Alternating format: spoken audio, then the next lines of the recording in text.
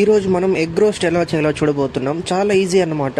First ఒక 4 గుడ్లని బాగా boil చేసి స్కిన్ తీసిన తర్వాత ఇలాగ ప్రతి ఎగ్కి సైడ్లో చిన్న చిన్నగా ఘాట్లు పెట్టుకోండి. ఇప్పుడు ఒక ప్యాన్లో ఒక స్పూన్ ఆయిల్ యాడ్ చేసి అది బాగా హీట్ అయిన తర్వాత కొద్దిగా కారం, పసుపు, ఉప్పు, గరం మసాలా యాడ్ చేసి మీడియం ఫ్లేమ్లో బాగా మిక్స్ చేయండి. సో వన్స్ ఇది బాగా మిక్స్ అయిన తర్వాత ఈ 4 బాయిల్డ్ ఎగ్స్ని అందులో యాడ్ చేయండి.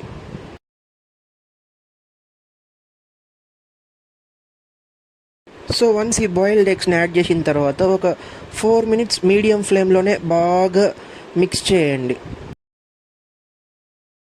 సో 4 మినిట్స్ బాగా రోస్ట్ చేసిన తర్వాత ఇప్పుడు చిటికెడు పెప్పర్ యాడ్ చేసి ఒక ఫైనల్ మిక్స్ ఇచ్చి ఒక 1 మినిట్ తర్వాత స్టవ్ ఆపేయండి. అంతే, టేస్టీ ఎగ్ రోస్ట్ తయారు. ఈ ఎగ్ రోస్ట్ మీరు సాంబార్ అన్నం లేదా రసం అన్నంతో నంచుకొని తింటే టేస్ట్ చాలా బాగుంటుంది. సో ట్రై చేయండి. ఎంజాయ్.